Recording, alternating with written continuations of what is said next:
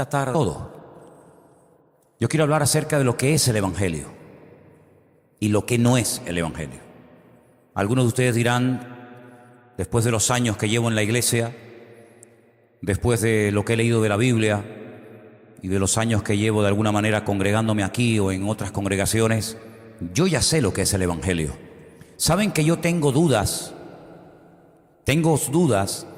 y creo que hay muchos cristianos que todavía no tienen claro en qué consiste el Evangelio. Sí, si preguntáramos qué significa la palabra Evangelio, algunos te podrían decir, bueno, la palabra Evangelio literalmente significa buena nueva o buena noticia, ¿vale? Pero ¿en qué consiste esa buena nueva o esa buena noticia? ¿Por qué en el Antiguo Testamento no se hablaba del Evangelio y en el Nuevo Testamento sí? ¿Quién fue el primero que trajo esa buena nueva, esa buena noticia? ¿En qué consiste esa buena noticia? ¿Nos compromete a algo el Evangelio? ¿O es simplemente una noticia como otra cualquiera? Oímos una noticia en la radio, en la televisión, en la prensa y no nos compromete a nada, simplemente nos da una información y nada más. Pero hay informaciones que pueden cambiar la vida. Les voy a poner un ejemplo. ¿Se acuerdan ustedes del personaje bíblico llamado Nehemías? Nehemías dice que era copero del rey. Luego vivía en el palacio con el rey. Era el que probaba el vino y las comidas antes de servírselas al rey, por si acaso estuvieran envenenadas. Si estuvieron envenenadas, el primero que moría era él, y así el rey evitaba la muerte.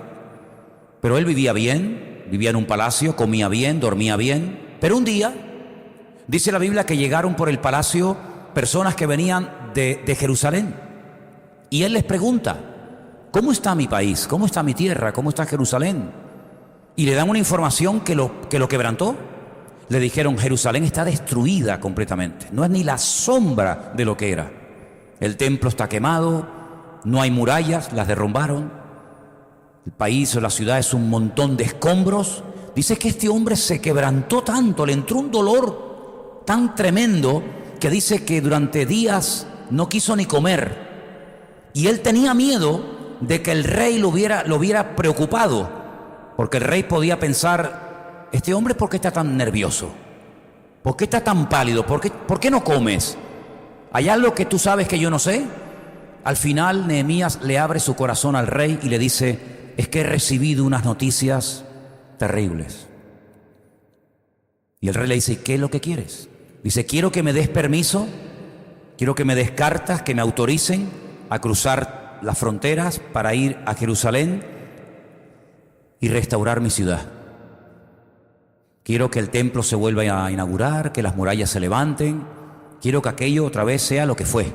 Y el rey dice que le da permiso y él se va. Y él renunció a un buen puesto de trabajo, diríamos hoy en día, renunció a su comodidad para irse a trabajar como un peón a Jerusalén. Y saben ustedes que cuando vamos a Israel, sobre todo a la ciudad de Jerusalén, uno de los lugares que a mí me gusta visitar y que llevo a la gente para que lo vean y hasta lo toquen y vean lo grande que era, son las murallas del muro que levantó Nehemías. Porque las murallas que están hoy en día, que rodean Jerusalén, no son las murallas de los tiempos de Nehemías. Las murallas que hoy en día existen se levantaron en el siglo XVI por Sulimán I, bajo la era de los musulmanes, y no tienen nada que ver ni con los romanos, ni con Nehemías, ni con Cristo. Son murallas mucho más modernas. Pero las murallas que levantó Nehemías, que después también fueron destruidas tiempo más tarde, todavía algunas partes, algunos trozos se pueden tocar y se pueden ver. Murallas enormes. Y él involucró a todas las familias de Israel o de Jerusalén para que cada familia construyera su trocito. Y les enseñó a trabajar en equipo, con perseverancia, con constancia, con seriedad. Cuidado que tuvieron muchos enemigos de adentro y de afuera, problemas y obstáculos de toda índole. Gente que venía y decía, ¿con qué permiso están ustedes levantando eso? A ver. Y gente que venía y decía, esa muralla se sube una zorra y se va a desmoronar. Continuamente ataques. Para eso tienen ustedes el libro de Nehemías, libro precioso. Pero no quiero hablar de Nehemías, solamente lo pongo como ejemplo de cómo una información puede cambiar una vida, puede cambiar un destino. De ahí que diga la Biblia que el creyente no tiene que tener miedo de malas noticias. ¿Habéis leído ese versículo? Hay un versículo en la Biblia que dice que el creyente no tiene que tener miedo de las malas noticias, porque además cada vez abundarán más las malas noticias, el pesimismo, derrotismo. Pero el Evangelio no son malas noticias, el Evangelio es la buena nueva, la mejor noticia del mundo. ¿Pero qué noticia es esa? La noticia de que Dios amó tanto a este mundo que manda a su Hijo Jesucristo a la tierra para que cargue el pecado de toda la humanidad, evidentemente el nuestro también, muera en una cruz derramando su sangre y a través de su sacrificio, Él como sustituto nuestro, ocupando nuestro lugar, muera por nuestros pecados y así nosotros, creyendo en su obra, podemos ser perdonados y pasar de muerte a vida y convertirnos en hijos de Dios. Esa es la mejor noticia que un ser humano puede escuchar en esta vida, ¿sí o no? Saber que Dios me amó tanto, tanto, tanto, que viendo que yo nunca voy a poder obtener el perdón de mis pecados, ni con las velas, ni con las misas, ni con los sacrificios, ni con nada, Dios dice, mira, ya está, no sigas, porque es como una hormiga que quiere subir al Everest. Nunca va a poder subir, es imposible. En vez de hacer el esfuerzo ustedes por subir aquí arriba, yo lo que voy a hacer es al revés. Voy a bajar, me voy a encarnar, me voy a hacer como uno de ustedes, humano, limitado en tiempo y en espacio, nacido de una mujer llamada María, y voy a vivir como ustedes y al final de mis días voy a morir en la cruz, pero no piensen que cuando me maten van a acabar conmigo, sino que al tercer día resucitaré y ascenderé otra vez al Padre y le diré, Padre, ya está toda la obra hecha, ahora no los castigas a ellos, me has castigado a mí, y ahora cualquiera de humanos en la tierra que quiera creer en mí y que quiera recibir el perdón de sus pecados, lo vas a perdonar porque yo he muerto por los pecadores. Esa es la mejor noticia, ¿sí o no? La mejor noticia del mundo. Ahora bien, el Evangelio no solamente es una buena noticia, que es la que les acabo de relatar a grandes rasgos, sino que el Evangelio es entrar en el gobierno de Dios, bajo la cobertura de Dios. Vamos a ver, si yo viviera en cualquier país del mundo, en ese país, como en todos, hay unas normas, hay unas reglas. Por ejemplo, cuando vamos a Israel y nos dan la visa para poder entrar en el país, nos dicen que no podemos quedarnos en el país indefinidamente. El máximo que nos permiten ir son 3 meses. Y no podemos trabajar, porque la visa que te dan es de turista, no para trabajar. Si tú te quedas más de 3 meses, por ejemplo, en ese país, automáticamente te expulsan, te ponen un sello en el pasaporte y durante los próximos 5 años no puedes volver más, porque has quebrantado la ley del país. Es decir, cada país tiene sus normas, cada país tiene sus reglas. El Evangelio, el reino de Dios, el gobierno de Dios también tiene sus normas. Y es bueno que las conozcas para que puedas cumplirlas. Amén, hermanos. Cuando Dios creó a Adán y a Eva, Dios le dio instrucciones. Dios le dijo al hombre lo que tenía que hacer y lo que no tenía que hacer. Una de las cosas que le dijo que tenía que hacer era ponle el nombre a los animales. Yo los he creado, pero no tienen nombre. No tienen nombre ninguno de los animales. Ese es un trabajo que yo te dejo para que tú lo hagas. Y fue el hombre el que, viendo la esencia de cada animal, descubrió la esencia del animal y nombró a cada animal por su propio nombre. Y cada nombre de animal en hebreo significa algo, ¿vale? Dios le dijo, cuida del huerto, lábralo, trabájalo, disfruta, y le fue dando un trabajo, le fue dando unas normas, porque él estaba bajo la cobertura, bajo el gobierno, si me permiten, de Dios. Pero no puedes hacer esto, no puedes hacer lo otro, etc.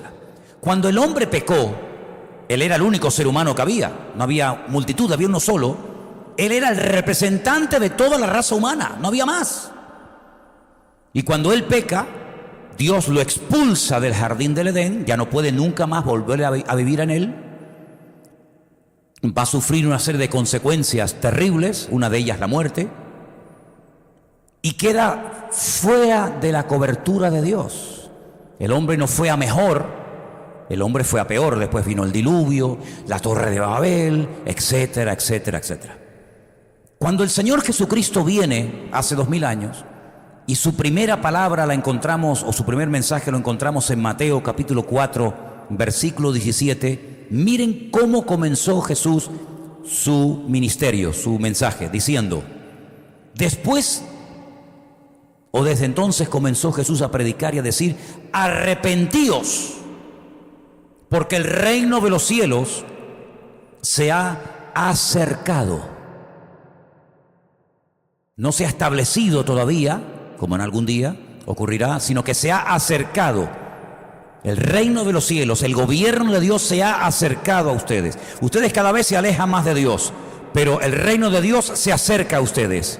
Y para poder volver a entrar en el gobierno de Dios, para poder formar parte del reino de Dios, la condición indispensable es arrepentíos. Tenemos que saber lo que significa, según la Biblia, la palabra arrepentimiento. Porque ¿creen ustedes que una persona puede hacer algo malo y arrepentirse? ¿Sí o no? Pero yo conozco gente que ha hecho cosas malas, se han arrepentido, pero las siguen haciendo. ¿Conocen gente así? Pero es que la palabra arrepentimiento en la Biblia, saben que el Nuevo Testamento se escribió en griego, ¿vale? No en español. Y en griego, la palabra arrepentimiento significa cambiar de dirección. Es decir, que si yo iba hacia el sur y me arrepiento porque me doy cuenta de que estoy equivocado, sería absurdo seguir en la misma dirección, porque entonces no te has arrepentido.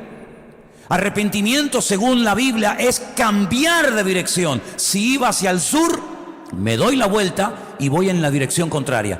Eso es lo que significa en la Biblia arrepentimiento. Yo sé que en la calle la palabra arrepentimiento puede significar, ay, me remuerde la conciencia, me acusa la conciencia, me siento mal, pero sigo igual.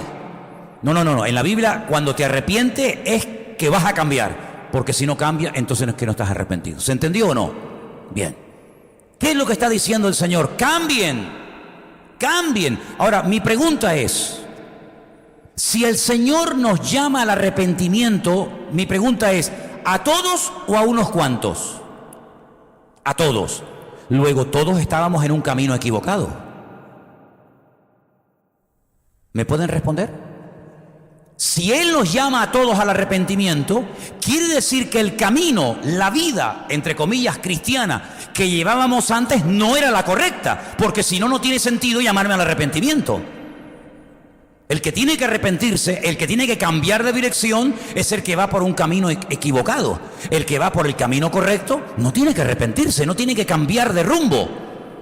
Luego, si el Señor a ti, como tú acabas de confesar con tu boca, te llamó al arrepentimiento, y a mí también, y a todos y cada uno de nosotros, eso quiere decir, nos guste o no, que el camino por el que íbamos antes no era el correcto. Porque si no, no tiene ningún sentido llamar a una persona que va por el camino correcto, llamarla al arrepentimiento. La pregunta es, pues entonces, ¿por qué camino íbamos antes? Porque en ese camino que todos llevábamos antes, algunas cosas, no todas, algunas cosas las hacíamos bien. Pero es que aquí no consiste en hacer unas cosas bien y otras mal, sino aquí consiste en hacer todas las cosas bien.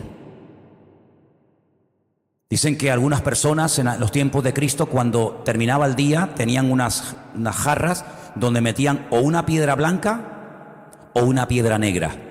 Si el día había sido bueno, si te habías esforzado, si habías hecho las cosas bien, habías agradado a Dios, habías cumplido con su palabra, metías una piedra blanca.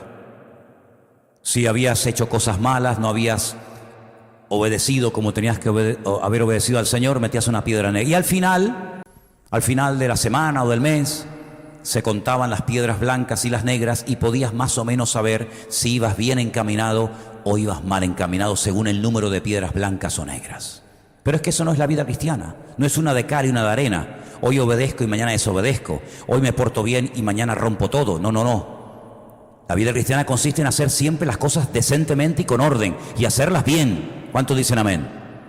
Una de las cosas que todos hicimos mal, todos, yo creo que sin excepción, es quebrantar una de las normas básicas de nuestra relación con Dios. Quiero llevarles al capítulo 20 del libro de Éxodo. ¿Lo tenemos por ahí? Éxodo capítulo 20. Y dice así, preste atención por favor. Habló Dios todas estas palabras diciendo, no lo quites, no lo quites. ¿Quién habló? ¿Quién va a decir lo que ahora vamos a leer? ¿Quién lo habló? Dios. No es un hombre cualquiera, no es uno que apareció por allí y dijo, a ver, voy a decir unas cositas, apúntalas. Dios habló todas estas palabras diciendo, a ver qué dijo Dios. Yo soy el Señor tu Dios, que te saqué de la tierra de Egipto, de casa de servidumbre. No tendrás dioses ajenos delante de mí. No te harás imagen ni ninguna semejanza de lo que está arriba en el cielo, ni abajo en la tierra, ni en las aguas debajo de la tierra. No te inclinarás a ellas, ni las honrarás, porque yo soy el Señor tu Dios, fuerte, celoso, que visito la maldad de los padres sobre los hijos hasta la tercera y cuarta generación de los que me aborrecen. Y hago misericordia a millares, a los que me aman y guardan mis mandamientos.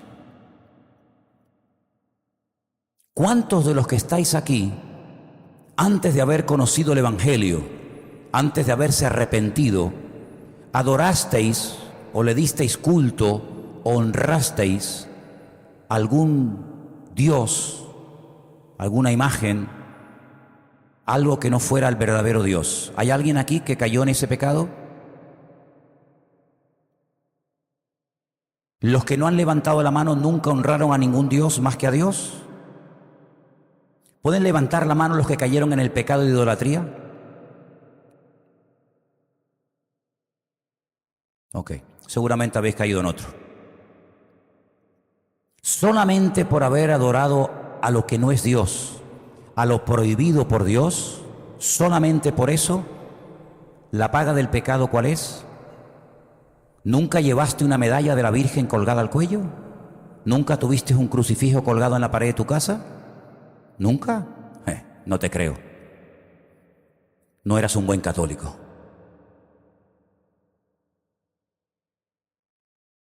No se puede adorar a ningún personaje bíblico, ni siquiera a un personaje bíblico bueno como por ejemplo Pablo, Pedro, María, Santiago, Tomás, Juan. ¿Tampoco a los buenos? ¿No? ¿Por qué? Porque Dios dice que eso es idolatría. Si alguien que se congrega aquí lo sigue haciendo, usted está pecando. Si usted viene a esta congregación y usted sigue adorando a santos, a imágenes, San Pancracio, ahora estaban con la Virgen de Regla, la Coromoto, a la Guadalupe, a la aquí, la de Candelaria, a la Madonna, etcétera, etcétera, usted no está agradando a Dios. Usted está cometiendo adulterio espiritual. Porque usted está dándole culto a otros dioses y dice la Biblia que eso está prohibido. Y el Señor dice, al Señor tu Dios adorarás y a Él solo servirás. Cuando yo leí eso por primera vez, yo me asusté. Porque yo no había leído la Biblia en mi vida. La primera Biblia que leí en mi vida me la regalaron una vez que fui a una iglesia, un culto, y cogí la Biblia y me fui a hablar con un buen hombre, un cura que me daba clases a mí de física y química en los salesianos,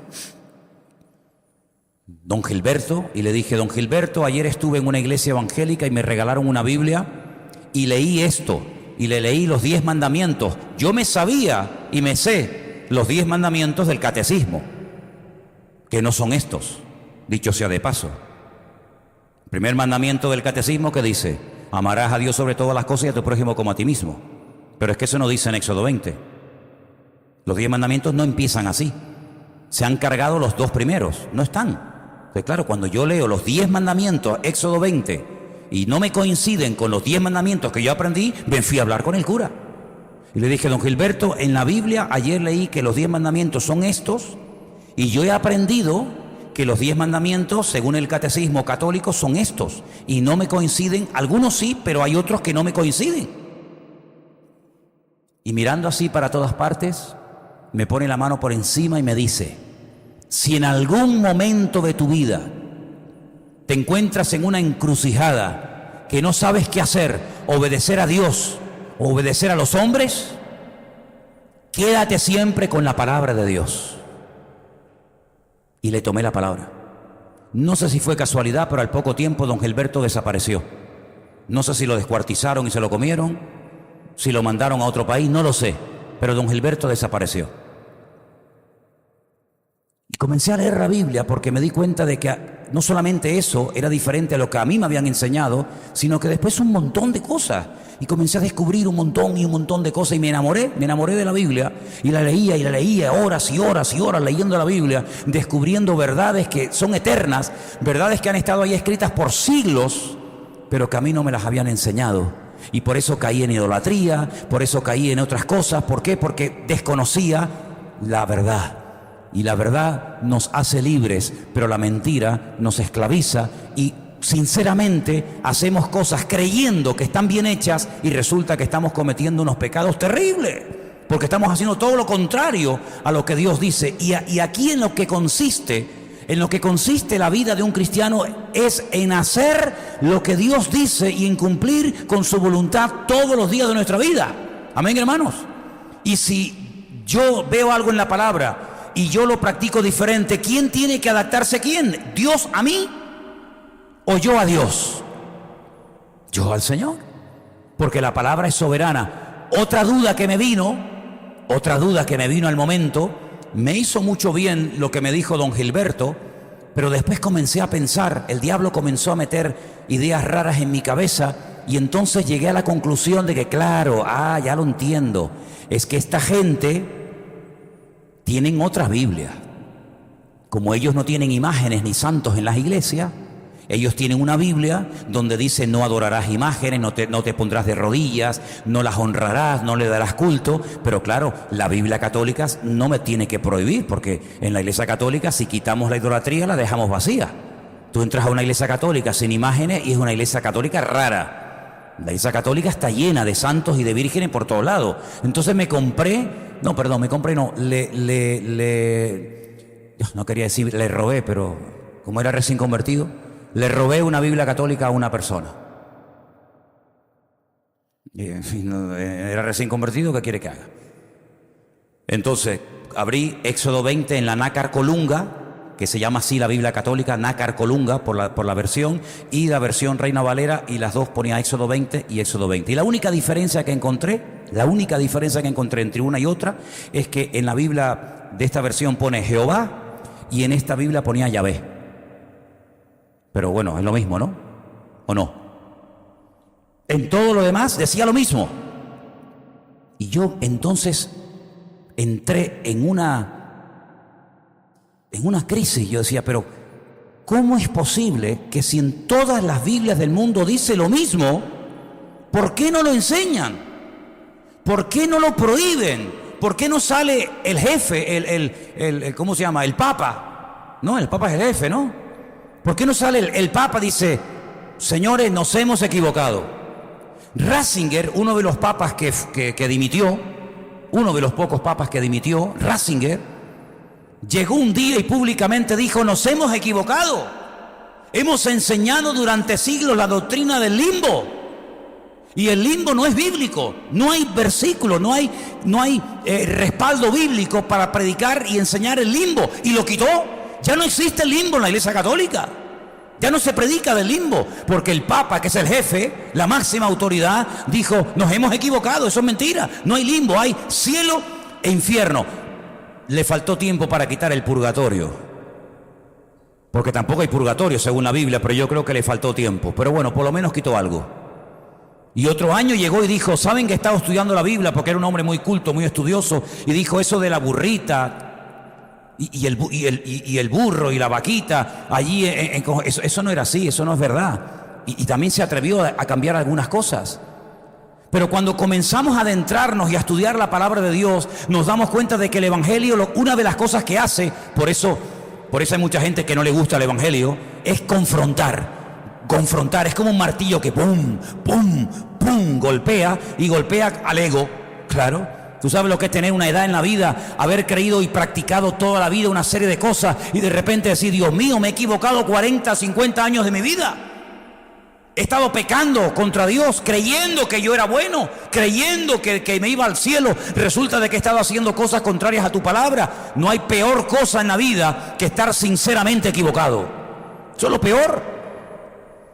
Pues el Evangelio es eso, un llamado al arrepentimiento. Y todos tenemos que arrepentirnos de algo. Eso de que dicen yo soy bueno, eso es mentira. Basta que lo digas para que te des cuenta de que no eres tan bueno. Porque la Biblia dice que no hay bueno, no hay justo, ni uno. Ni uno es justo. Y por eso la gente se esfuerza en hacer y en hacer y en hacer cosas, creyendo que haciendo cosas van a comprar el favor y el perdón de Dios, y se equivocan. Separados de mí, nada podéis hacer, dice la palabra. El Evangelio son cambios internos y cambios externos. ¿A qué me refiero cuando digo esto? Vamos a ver, un cambio interno, cambiar mi filosofía de vida. Si yo antes me postraba ante una imagen y ahora no lo puedo hacer, tengo que cambiar internamente. Tengo que decir, me arrepiento, cambio. Hay cambios internos. Si antes odiaba, ahora no puedo seguir odiando. Si antes no perdonaba, ahora tengo que perdonar. Son muchos cambios internos, es una confrontación continua. Pero hay cambios externos también, ¿o no? Claro que también hay que cambiar por fuera. Imagínense, con todo mi respeto, una chica prostituta que ha ejercido la prostitución toda su vida. ¿Cómo visten las prostitutas, hermanos? Pues hombre, visten de una forma muy provocativa. ¿Para qué? Para coger clientes, para tener clientes. Imagínense que se convierte a Cristo y que viene a los cultos con una minifalda que le llega hasta el sobaco. Hombre, en ese caso, pues esa mujer que ha ejercido la prostitución tendrá que plantearse que a partir de ahora tiene que venir a la iglesia de una forma más decorosa. Imagínense un travesti, un hombre que se ha vestido y se ha comportado como una mujer toda su vida. Tendrá que cambiar internamente, claro, como todos, pero ¿y externamente? Claro, también, lógico. Tendrá que vestirse, si es usted un hombre, como un hombre. Y si es mujer, pues tendrás que vestirte de mujer y tendrás que dejar de venir con tacones así de alto y ponerte zapatos de hombre. Claro que hay cambios internos y cambios externos, por supuesto. Claro que sí, por supuesto que sí. Hay algunas cosas que no se pueden cambiar, como por ejemplo cuando hablábamos con Adrián y con otros hermanos, los tatuajes. Bueno, hay gente que se tatuó y se pintó demonios y se hizo barbaridad y ahora se convierten a Cristo. ¿Y ahora qué hago? ¿Me corto los brazos? Ahora, pues mira, testifica y decir, mira, de aquí me sacó el Señor, gloria a Dios, ¿no? Pero en lo que puedas cambiar, cambia. Por ejemplo, si antes en tu casa tenía una virgen de esta de 1,5 metros, pues habrá que quitarla. No importa, yo no la adoro, pero la tengo. Pues imagínate que fueras drogadicto y que consumieras heroína o cocaína. No, yo no la consumo, pero tengo ahí en el cajón 5 o 6 kilos de cocaína y 4 kilos de hachís. ¿Para qué? Eso al cubo de la basura, eso no vale para nada. O que practicaste la brujería, la santería, umbanda, candomblé, todas esas cosas. ¿Qué tienes que hacer? Tirar todos esos muñecos a la basura. ¿Por qué? Porque ya no le dan gloria a Dios. Es decir, que el Evangelio a veces también conlleva cambios externos. Y por supuesto cambios internos, no te quepa la menor duda. Por supuesto que sí. Hay gente que tiene que cambiar la forma de hablar. Yo ahora, porque gracias a Dios en ese sentido he mejorado. Pero yo era de eso que, como dicen en Venezuela, grosería. Las groserías. Y además me conocía las groserías de Venezuela. ¿Quiere que te diga una? No. Terrible. Me conocía las de Venezuela Porque cuando uno está aprendiendo un idioma, cuando empieza a hablar, parece que se aprende más rápido las palabrotas y las groserías que lo normal. Yo me sé palabrotas en hebreo. Y tú dices, ¿cómo puede ser eso? Ah, porque las oyes en la calle y dices, oye, ¿eso qué le dijo? Y, ya. Y se te queda, yo no sé por qué. O sea, hay momentos que tienes que cambiar tu forma de vestir, en otro caso tu forma de hablar, en otro caso... Muchas cosas. Porque el Evangelio es confrontación, es cambio, es dejar el pecado. El Evangelio no es hacerte la vida a veces más cómoda. Algunos dirán, ¿cómo? No. El Evangelio a algunas personas les pica, les molesta, porque les saca de su vida cómoda. Hay personas que dicen, ay, yo voy a la iglesia porque yo me siento tan bien en la iglesia. Yo estoy tan bien, los hermanos, la paz y el amor, aquí. Pero tú serías cristiana o cristiano en Afganistán, en Corea del Norte, en la China, en Irán, donde simplemente por el hecho de enterarse que eres cristiano te crucifican, te apalean, te apuñalan, te hacen de todo. Es que aquí es muy fácil ser cristiano, porque nadie se mete con nosotros, no hay persecución, no está prohibido el Evangelio. Pero ¿seríamos capaces de vivir como cristianos de verdad, como vivimos aquí en Yemen, en Arabia Saudita? Sería muy diferente. Porque el Evangelio en muchos casos nos pone en contra a personas con las cuales antes éramos amigos. ¿Sí o no? Te voy a leer unas palabras del Señor Jesucristo. Están en el Evangelio según San Lucas, capítulo 21. Vamos a ir casi al final. Yo sé que es una de las últimas lecturas que te di. Pero en el Evangelio según San Lucas, capítulo 21, a partir del versículo 10, encontramos unas palabras muy interesantes de nuestro Señor Jesucristo. Y dicen así. Entonces les dijo, escuchen, se levantará nación contra nación y reino contra reino. Amén. Eso lo tenemos claro. Una de las señales de los últimos tiempos, nación contra nación, reino contra reino. Habrá grandes terremotos en diferentes lugares, hambres y pestilencias. Habrá terror, grandes señales del cielo. Pero antes, escuchen, antes de todas estas cosas, os echarán mano, os perseguirán, os entregarán a las sinagogas y a las cárceles, y seréis llevados ante reyes y ante gobernadores por causa de mi nombre.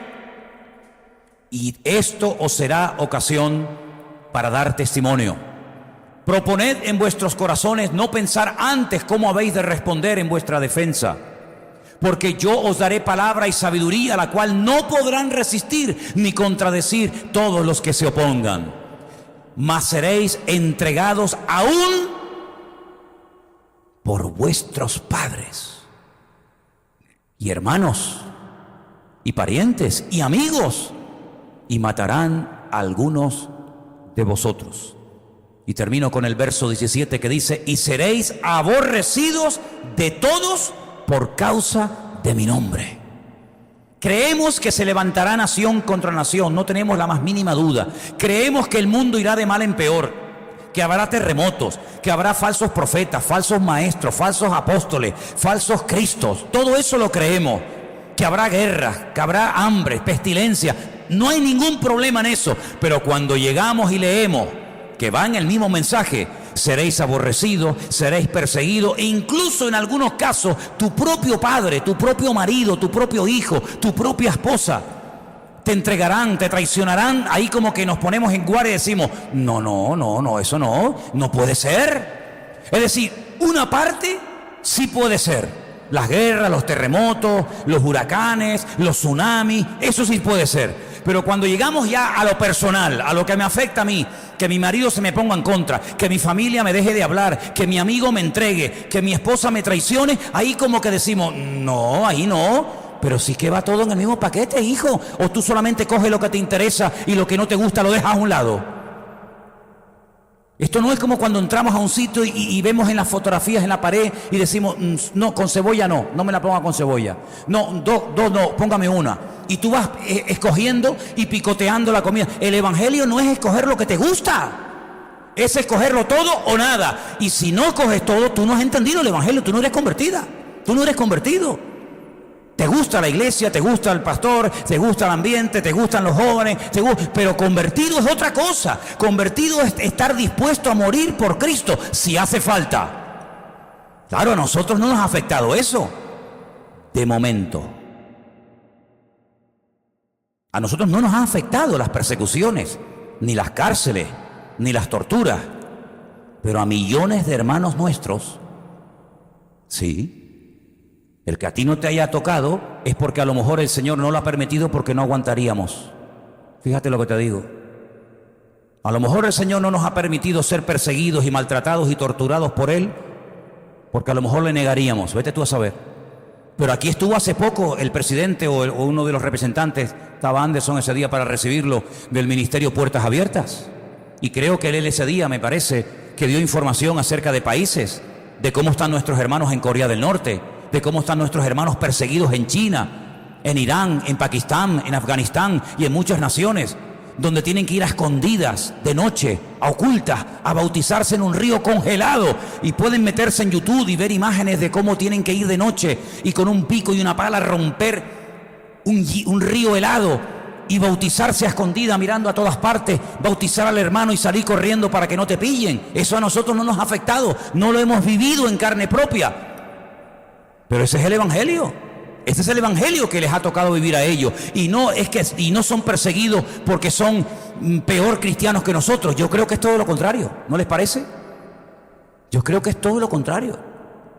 Yo creo que hay hermanos, y me parece lógico, que en la otra vida sean recompensados de una forma diferente a nosotros, porque son hermanos que a lo mejor con su vida han pagado hasta la muerte el ser cristianos. El año pasado comenzaron a llegarnos imágenes terribles que no se veían hace siglos en el mundo. Hace siglos no se veían gente crucificada, quemada viva. Y cuando estaban estos salvajes del ISIS matando gente, se veían imágenes tremendas. Tengo en mi retina la imagen de un niño de 13, 14 años que con alambre de púas lo amarraron a una cruz, a una especie de cruz, y lo crucificaron delante de su padre viendo cómo torturaban a su niño, y al niño le decían que negara a Cristo, y el niño decía que no, que él no negaba a Cristo. Y había uno que decía: mi mamá me dijo que cuando vinieran a matarnos, cuando vinieran a torturarnos y a cortarnos el cuello, cerráramos los ojos, porque cuando los abriéramos ya estaríamos en la presencia del Señor. Vivieron cantidad de niños, jovencitos, 13, 14, 15 años, que murieron así delante de sus padres y no claudicaron. No claudicaron. Y hay por ahí un vídeo espectacular de esa famosa canción que dice, yo sigo a Cristo, esa canción tan famosa. He decidido seguir a Cristo, he decidido seguir a Cristo. Y se ve como hay unos cristianos que están rodeados de unas multitudes tremendas y les dan unas palizas tremendas, con palos, con hierros, los están dando. Y de fondo se oye: he decidido seguir a Cristo, he decidido seguir a Cristo. No vuelvo atrás, no vuelvo atrás. Luego le meten fuego, les prenden fuego y ahí siguen. Y uno dice: ¿y si yo estuviera en ese lugar? ¿Aguantaría todo eso? Solamente Dios lo sabe. Pero no podemos divorciar, no podemos separar el evangelio de esta realidad. Porque claro, aquí venimos y decimos: ay, qué bonito, qué tranquilidad la iglesia. Claro, porque te ha tocado nacer aquí o vivir aquí. Pero si hubiéramos conocido el evangelio en otro país donde hay persecución, desde que nos convertimos hasta que nos morimos, hubiéramos estado perseguidos todos los días. Y son igual de cristianos o mejor que nosotros. ¿O es que no persiguieron a los cristianos durante siglos? ¿Cómo murieron los discípulos? Dígame cómo murieron los discípulos. En su cama, tranquilo, ¿verdad? Como el Quijote de la Mancha, que murió en la cama, tranquilo, allí alrededor de sus amigos. ¿Cómo murieron? Torturados, quemados, apaleados, aserrados. Pero no ellos, sino miles y miles y miles de cristianos. Y es que también forma parte del evangelio en algún momento determinado el sufrir por la causa del evangelio. El apóstol Pablo decía: he acabado mi carrera, he peleado la buena batalla. Y él sabía que lo iban a decapitar y no salió corriendo, no pidió clemencia, sino dijo: adelante. Y cuando ustedes leen la carta a los hebreos, al final, después de hablar de un montón de personajes, dice que en algunos casos, si pagaban el rescate, le salvaban la vida y decían, no, yo no quiero que paguen el rescate, yo quiero morir torturado y muerto por Cristo para recibir mejor recompensa en la otra vida. Y cuando vemos esas películas donde sacaban a esas mujeres con niños en brazos a la arena del circo romano delante de la fiera, salían cantando, no salían quejándose, no salían huyendo, salían alabando a Dios y morían cantando, alabando al Señor. Y los 3 jóvenes que fueron lanzados a un horno de fuego, que milagrosamente el Señor los salvó del fuego, pero la idea era quemarlos vivos. Es decir, hermanos, el Evangelio, claro que es vida, claro que es paz, claro que es bendición, pero una persona que se convierte, que nunca su familia se la ha puesto en contra, dudo mucho de que se haya verdaderamente convertido.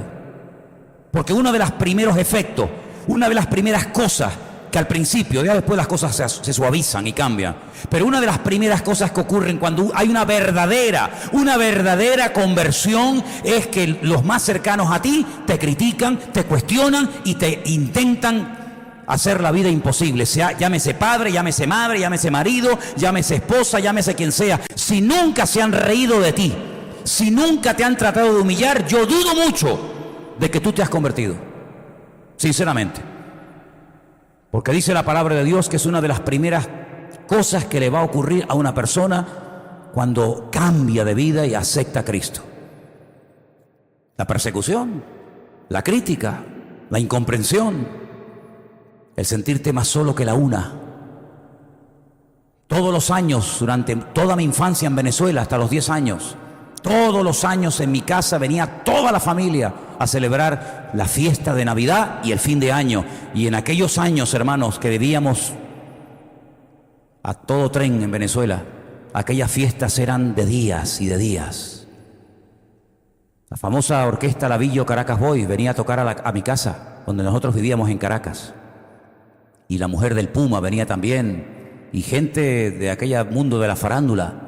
Y eran borracheras y bebida toda la noche y días, y el pampero y toda aquella vaina, toda aquella vida. ¿Qué les parece? Nos convertimos un año al Señor. Mi padre decidió no hacer ningún tipo de fiestas ni de historias en mi casa. No apareció nadie. Esa Navidad la recordaré toda mi vida. Ni mi abuelo con el que yo me crié apareció, ni mi abuela, ni mis primos, ni mis tíos, ni mis tías, nadie. Y vivíamos juntos, más o menos en la misma zona. No apareció nadie. Y ese año estábamos los 4 en casa. Claro, no entendíamos mucho, pero es que ya no podíamos participar de las obras infructuosas de las tinieblas, como dice la Biblia. ¿No dice la Biblia eso? No participéis, pero escuchen el versículo, porque hace unos días hablaba con mi hermano Juan Ramón de Zaragoza y salía el versículo y es muy bueno, porque muchas veces uno de los grandes defectos que cometemos muchos cristianos es cortar, mutilar los versículos y decir una parte y nos olvidamos del todo. Y el versículo que voy a mencionar ahora dice: no participéis de las obras infructuosas de las tinieblas, es decir, de las cosas malas, no participe. Pero es que no termina ahí, sino dice, más bien, reprendedlas. Mira, este año, a partir de ahora, no voy a participar más de esto, ni de esto, ni de esto, ni de esto. Pero te voy a decir por qué no voy a participar de esto. No voy a participar de esto, y entonces doy una explicación bíblica, y doy una respuesta, y reprendo y digo que eso no es correcto, y eso está mal, y eso es abominación delante de Dios. Y no es que sea un niño bueno que diga, bueno, yo para no ofender a mi sobrino que es transexual no le voy a decir nada, pobrecito. Voy a orar por él.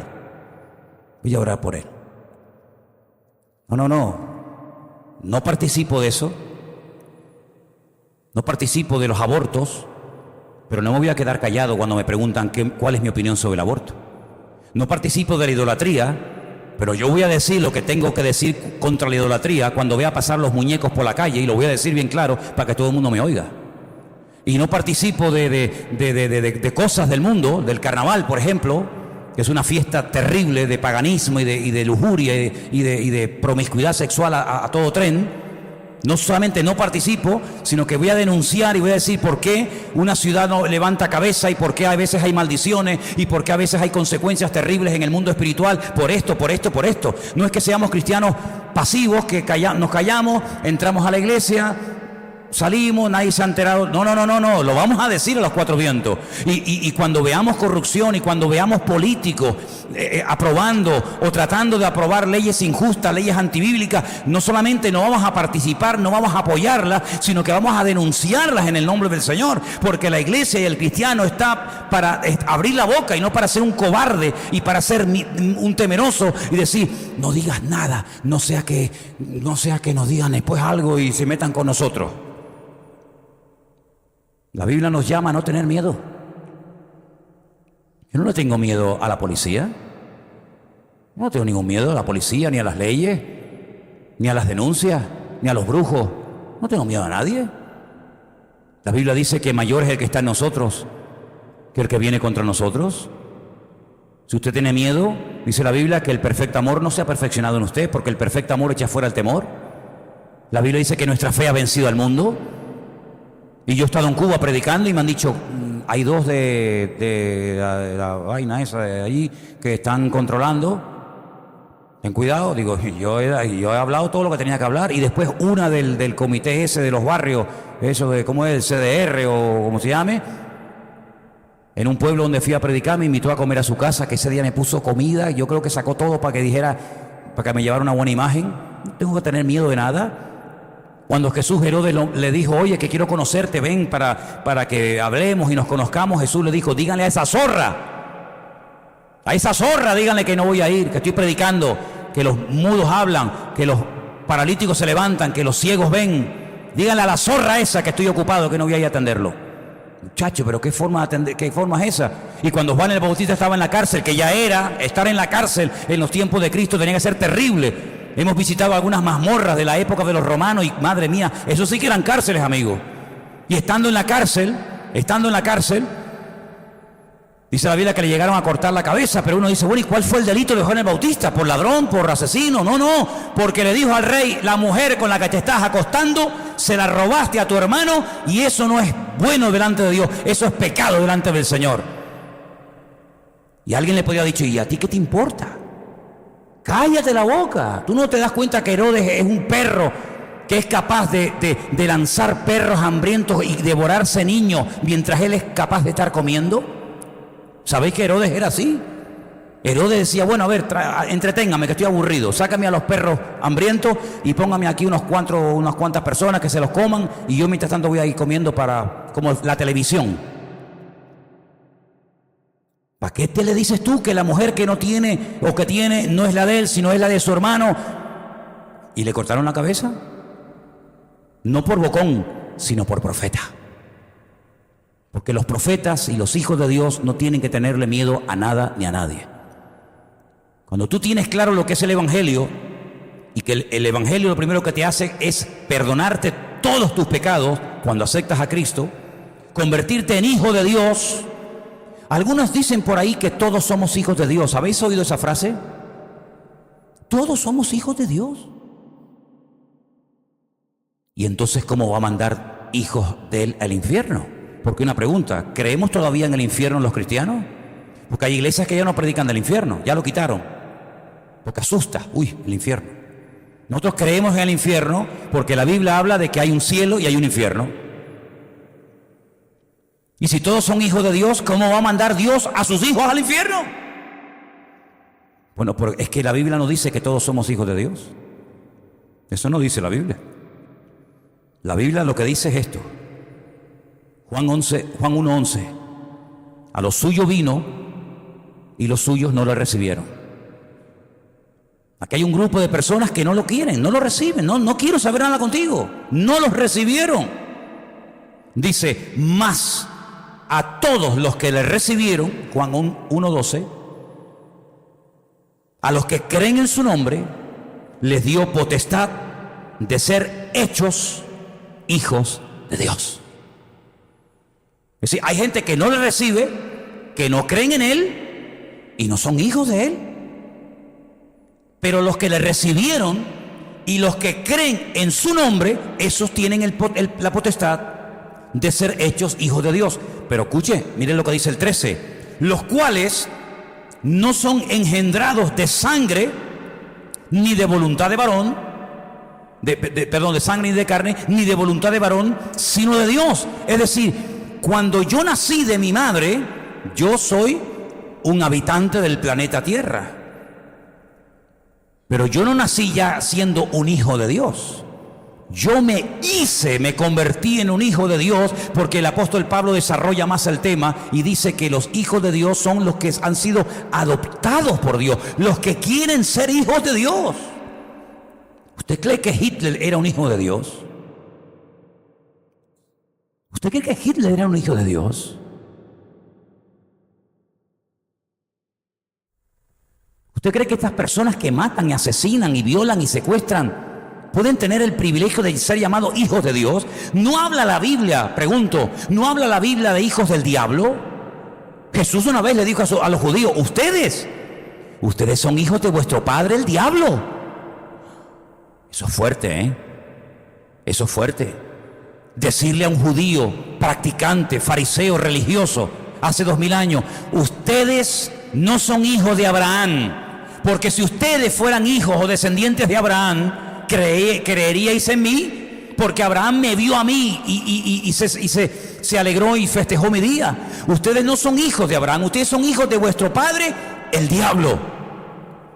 Luego la Biblia habla de hijos de Dios y de hijos del diablo, de hijos de luz, hijos de tiniebla, hijos de desobediencia, hijos de ira. Es que hay que estudiar todo eso. Entonces, cuando una persona cree en el Señor, cuidado, yo pregunto una cosa: si solamente por creer en Dios nos convertimos en hijos de Dios, si solamente fuera ese requisito, voy a intentar hacer la pregunta lo más claramente posible, porque espero una respuesta vuestra. Si el requisito para ser hijo de Dios es única y exclusivamente creer en Dios, ¿el diablo tenía que ser hijo de Dios? Porque el diablo cree en Dios, ¿o no? El diablo habló con Jesucristo. Usted nunca ha visto a Jesucristo, nunca ha hablado con él, ni yo tampoco. Pero el diablo habló con Jesucristo, lo vio, sabe cuánto medía, sabe si era gordo, flaco, alto, feo, guapo. Él sabía cómo era. Dice: si tú eres el Hijo de Dios, dile a esta piedra que se convierta en pan. Y Jesús le contesta y tiene ahí un intercambio de palabras en el desierto. Satanás vio a Cristo, Satanás vio a Dios, ¿sí o no? ¿Dónde estaba Satanás al principio? Al lado de la presencia de Dios, organizando toda la alabanza, la adoración. El diablo no es un ateo. El diablo ha visto a Dios, el diablo ha visto a Cristo, el diablo vio cómo Dios creó el universo, el diablo conoció a Adán y a Eva, el diablo conoció a Abraham, el diablo conoció a Moisés, el diablo conoció a Josué, el diablo conoció a Pedro, conoció a Pablo, el diablo conoció a todos los personajes de la Biblia. Pero no es un hijo de Dios.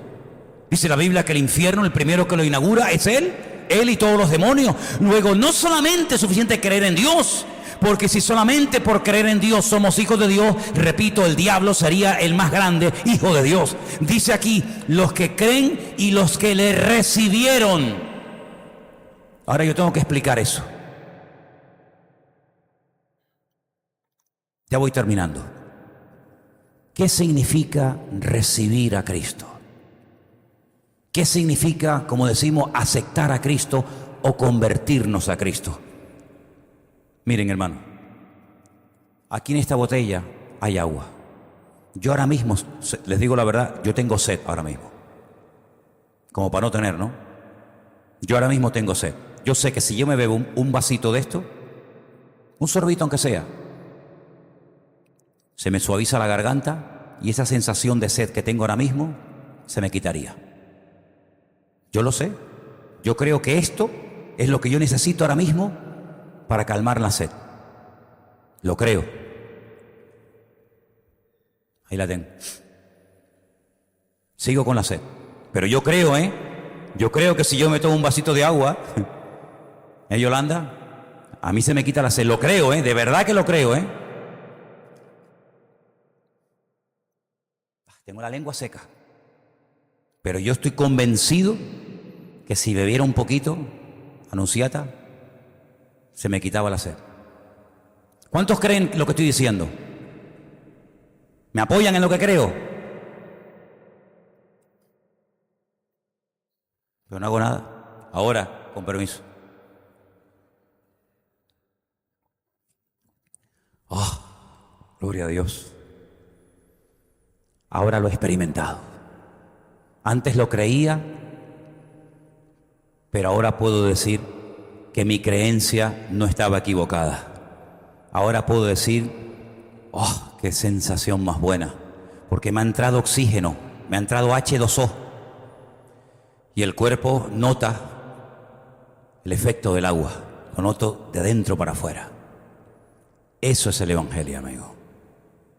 Yo creo que la Biblia es la palabra de Dios. Yo creo que Dios existe. Yo creo que Él me puede ayudar. Sí, me parece muy bien, pero usted no cambia ni a palos. No, yo creo que Él murió por mí. Yo creo que Él resucitó. Yo creo que Él ascendió y está a la diestra de Dios Padre. Yo lo creo. Pero, ¿de qué te sirve? ¿De qué te sirve creer todo eso? Si estás hecho polvo, estás fatal. Porque no lo has recibido, no lo tienes dentro. Lo tienes aquí colgado, lo tienes en la estampita en el bolsillo, lo tienes en el crucifijo, pero no lo tienes dentro al Señor. Crees, pero esa creencia no te cambia. Esa creencia es simplemente una creencia, una teoría, pero que no te transforma, y las teorías no cambian a nadie. Lo que hace es, el cambio es cuando lo tienes dentro. Y cuando Él está contigo, dice, entraré a Él, cenaré con Él y Él conmigo. Significa que cuando yo recibo, cuando yo invito, cuando yo acepto a Cristo, Él se va a venir esta noche aquí a mi casa y se va a sentar conmigo a cenar. No, es una forma de hablar. Cenar, comer, es intimar, es tener comunión, es tener relación. Si alguno oye mi voz y abre la puerta, entraré a Él y cenaré con Él. Eso significa de que estaré contigo, estaré dentro de ti. No vas a estar nunca solo, estaré contigo todos los días hasta el fin del mundo. Sí, lo creo, pero no me invita. Estoy tocando la puerta, como en el libro del Cantar de los Cantares. ¿Se acuerdan? La Amada, ese libro tan maravilloso. Oí la voz de mi amado me decía, ábreme, amada, esposa mía. Y ella decía, sí, he oído la voz, dice, pero no te puedo abrir la puerta. Pero ¿cómo no me vas a abrir la puerta? Si soy tu amado, soy tu marido. ¿Cómo no me vas a abrir la puerta? Que me estoy mojando, que está lloviendo, que estoy empapado. Y dice, es que no te puedo abrir la puerta, amado mío, porque me acabo de lavar los pies, el suelo es de tierra, y si pongo los pies fuera, me los voy a manchar otra vez, y yo no me voy otra vez a manchar ni a destapar. Y para abrirte la puerta, y el amado dice que se fue. Y entonces ella dice, ay, mi madre, ¿qué hice? Se levanta, cuando abre la puerta, dice, aquí estuvo mi amado. Huelo el aroma de mi amado. Aquí huele a Él. Pero Él no está. Se fue. Y ella, enferma de amor, desespera porque dice, lo perdí. ¡Qué locura! Sale por las calles de Jerusalén. ¿Habéis visto a mi amado? ¿Lo habéis visto? ¿Habéis visto a mi amado? Y le dicen, a tu amado. ¿Y quién es tu amado? Mi amado es señalado entre 10.000, y describe como su pelo, sus dientes, sus orejas, sus brazos, su muslo, su vientre, y lo describe de una forma tremenda. Sabía cómo era, oyó su voz, pero no le abrió la puerta. Lo conocía de fuera, pero no fue capaz de abrirle la puerta para que entrara a él o a ella. La humillan, la maltratan, la apalean, hasta que lo encuentra y tiene comunión con Él. Eso es la conversión. Esa es la conversión. Cuando yo paso de creer a tener a Cristo en mi corazón, y yo creo con todo mi corazón que todavía tenemos aquí en la iglesia gente que no ha aceptado a Cristo. Yo estoy convencido que hay gente que todavía, hasta el día de hoy, no habían entendido lo que es el Evangelio. Por eso nos bautizamos. Por eso salimos a la calle a evangelizar, por eso repartimos folletos, porque no nos avergonzamos del Evangelio. ¿Cómo me voy a avergonzar del Evangelio? Si es que me ha cambiado la vida, me ha transformado. Y por eso Pablo decía, no me avergüenzo del Evangelio, porque es poder de Dios para salvación. Cuando tú entiendes el Evangelio, hay algo en el mundo espiritual que cambia, y automáticamente los que no han tenido esa experiencia lo notan. Los primeros que notan que tú te has convertido son los más cercanos a ti. Llámese padre, madre, esposa, marido, hijo, sobrino, quien sea. Y no te extrañe que un día te digan, oye, tú estás rara, ¿no? Tengo un hermano con el que estoy hablando con él últimamente por teléfono, y está en tratamiento, digamos, y el médico le dice, tú eres un paciente muy raro. Algo hay en ti que no entiendo. Y está orando para dentro de unos días darle testimonio a esta persona, a este doctor. Es que somos raros. Porque tenemos al autor de la vida dentro de nuestros corazones. Claro.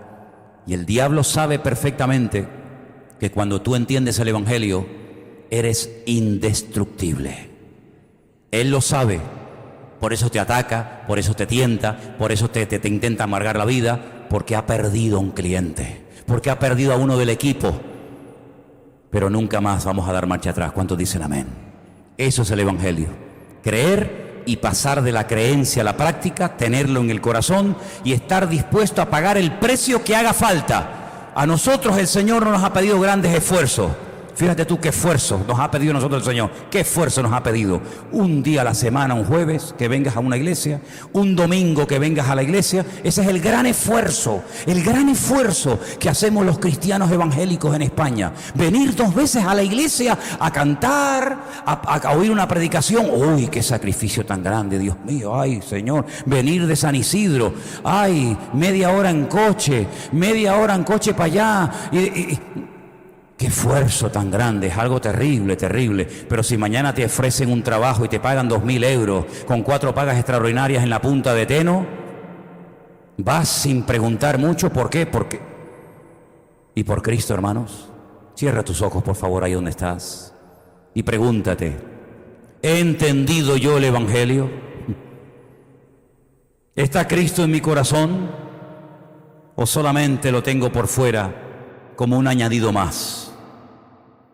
Hazte estas preguntas y analiza tu vida delante de Dios, porque el Evangelio es volver a ponerse bajo el gobierno y la cobertura del Señor. Y eso a nuestra carne no le gusta, pero esa es la voluntad de Dios para cada uno de nosotros. Aleluya. Te damos gracias, Padre Santo, por esta oportunidad que nos das cada semana de escudriñar tu palabra, de estudiar las Escrituras y a través de ellas conocer cada vez más y mejor la verdad. La verdad es la que cambia la vida.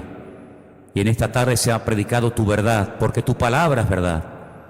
Y que esas verdades cambien nuestra vida por dentro y por fuera. Y que podamos crecer y cada día estar más firmes en la fe. Firmes y constantes, creciendo en la obra del Señor siempre.